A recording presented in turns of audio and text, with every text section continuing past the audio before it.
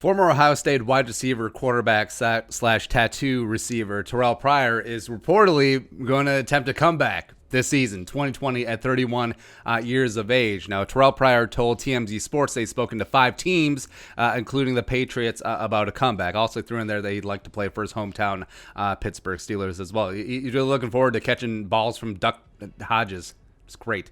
Also, again, we're not in the journalism world, don't care, but sometimes people tell us things because we have a trusting face.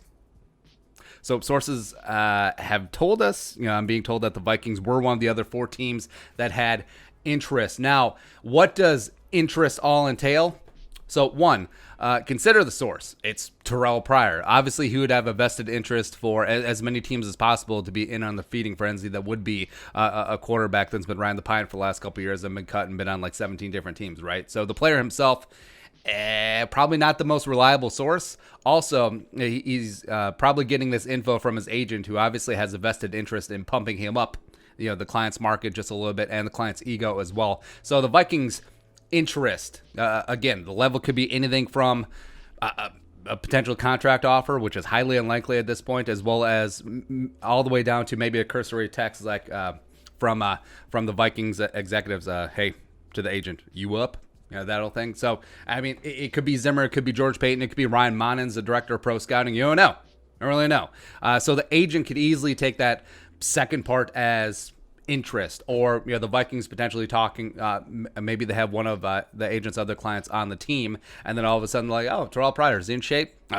Does that count as interest? I mean, the agent and Pryor certainly could run with that, but I don't know if that exactly is bona fide interest. But I certainly would not be against it, as we talked about here. I like the Vikings wide receiver room, but also I think that it lacks depth, as well as it's missing that big body, clang and bang type receiver, as well as deep threat. And Terrelle Pryor could be both of those, right? So that's why we've been big on the whole, hey, Josh Gordon deserves a 17th chance. Hey, how about Martavis Bryant deserves a 17th chance? You're talking about league minimum, low risk, high reward spots, and Pryor certainly fits that bill as well.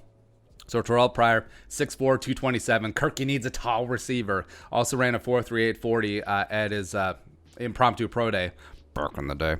Came to the league in 2011 as a third-round supplemental draft pick by the Raiders after he was deemed ineligible by Ohio State due to Tattoo Gate. You remember that? That's what got Jim Tressel fired. Like, that's what counts as a controversy back in the day, but whatever. By the way, the Vikings did put in a supplemental bid on Pryor. Obviously, it wasn't a high one. The Raiders got him for a third-round pick, but so it does show that the current administration, Rick Spim was in the building, did have some passing interest on Pryor. Now, did they see him as a quarterback or a wide receiver? I don't really know, because that was after, remember, the 2011 supplemental draft was after the 2011 draft, which the Vikings took Christian Ponder. Could have been quarterback. You never know. So initially, like we said, he was quarterback for the Raiders, switched to wide receiver down the line, and had a 77 catch, 1,007 yard, and 4 touchdown season with the Browns in 2016. So they're like, huh? What? Hometown guy? Well, not hometown. He's from Pittsburgh, Ohio State, Browns. There you go. Signed a 1-year deal with Washington in 2017 after he couldn't find a big free agent market. He played with Kirk Cousins. That's right. It's got Kirky chemistry, although it didn't really show because that was Kirk's final year in Washington, and they just never really clicked. Pryor went 20 catches, 240 yards, and a touchdown, playing in 9 games with only 2 starts. Was recently on the Jaguars' 90-man roster. 2019 training camp was cut. And then in November, he was literally cut.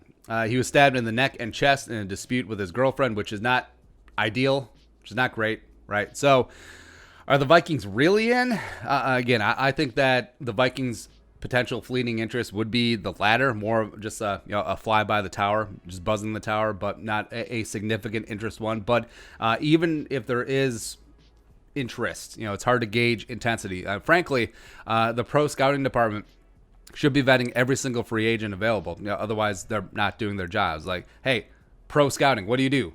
You scout pros. Oh, there you go. Every single opportunity to try and improve this roster, whether it's the first man on the roster or the 87th man on the roster, they should be doing that. That it literally is their job. And I think Like I said, there is a glaring hole at wide receiver depth. I think Pryor would be a league minimum deal. There's obviously not a land rush to go get him. And you do have the roster space and the cap space for a minimal deal. And let's be honest, with the Rona this year, it's going to be important to have as many bodies as possible on the roster who can play quarterback. And, Pryor can do that as well. Frankly, I didn't think he was that terrible of a quarterback. I think he could have made the rounds as a backup somewhere in this league instead of switching to wide receiver, but that's besides the point. So that's why the Vikings should sign Terrelle Pryor. They should trade for Joe Webb. They should sign Jerick McKinnon after the Niners cut him to pay Raheem Mostert. And then the Vikings now have 7 quarterbacks on the roster.